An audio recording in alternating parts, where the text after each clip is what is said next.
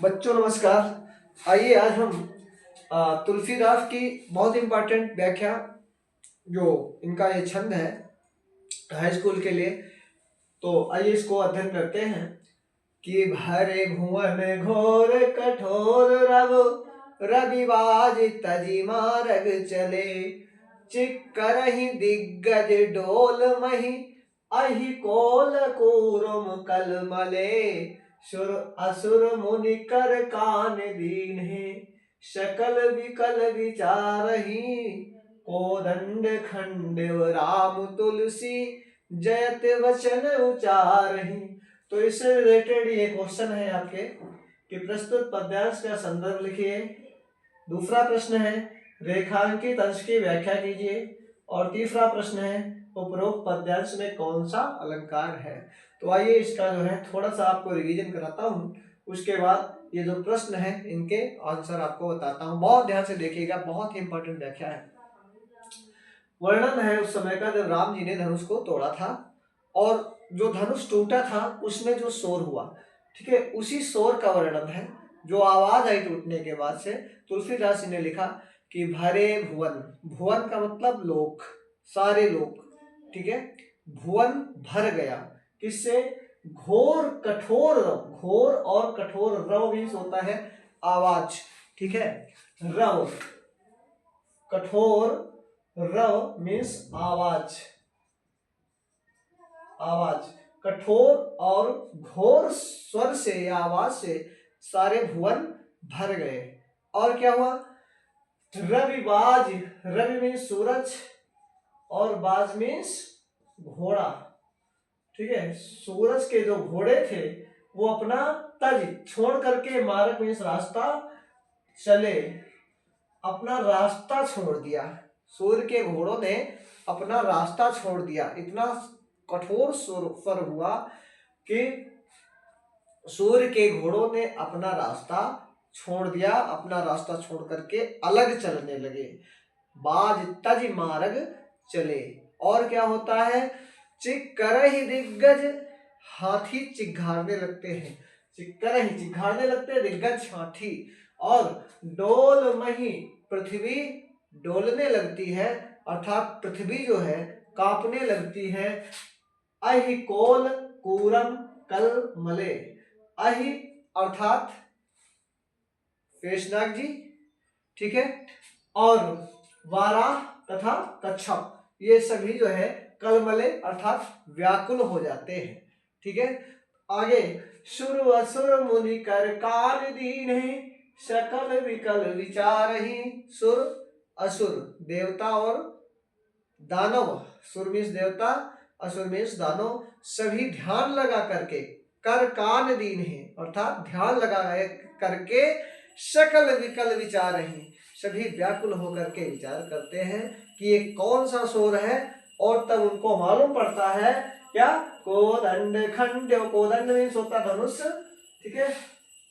धनुष खंड्यो अर्थात तोड़ा है। राम तुलसी जयत वचन उच्चारहि, तुलसीदास जी कहते हैं उनको जब मालूम पड़ता है कि कोदंड अर्थात धनुष को तोड़ दिया गया है, शिव जी का जो धनुष उसको तोड़ दिया गया है, इसको सुनने के बाद वे सभी जयत वचन उच्चारहि अर्थात जय जयकार करने लगते हैं।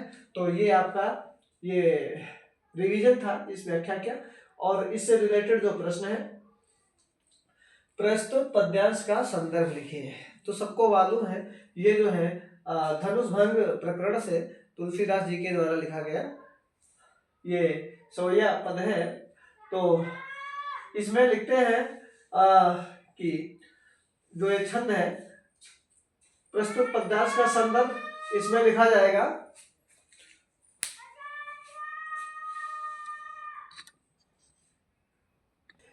आप लिखेंगे कि प्रस्तुत पद्यांश या प्रस्तुत छंद हमारी पाठ्य पुस्तक हिंदी काव्य के, ठीक है, इस प्रकार लिखेंगे। संदर्भ, ध्यान दीजिएगा सब लोग। संदर्भ प्रस्तुत पद्यांश कुछ भी लिख सकते हैं आप, पदलिखंड लिख सकते हैं, प्रस्तुत पद्य अवतरण लिख सकते हैं। हमारी पाठ्यपुस्तक हिंदी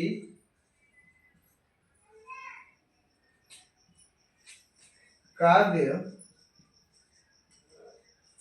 के धनुष भंग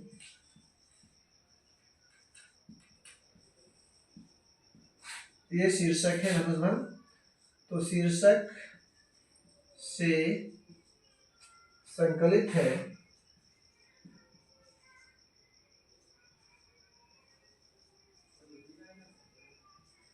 जिसके रचयिता श्री तुलसीदास जी हैं। तुलसीदास जी हैं, ठीक है। ये आपका जो है इस प्रकार से आप इसका संदर्भ लिख सकते हैं। दूसरा है रेखांकित अंश की व्याख्या कीजिए।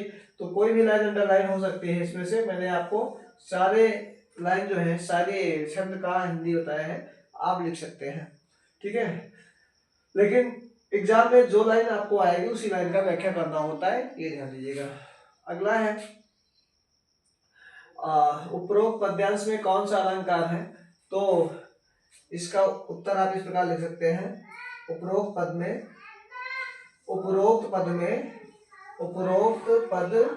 में आपका जो है इसमें आप जो है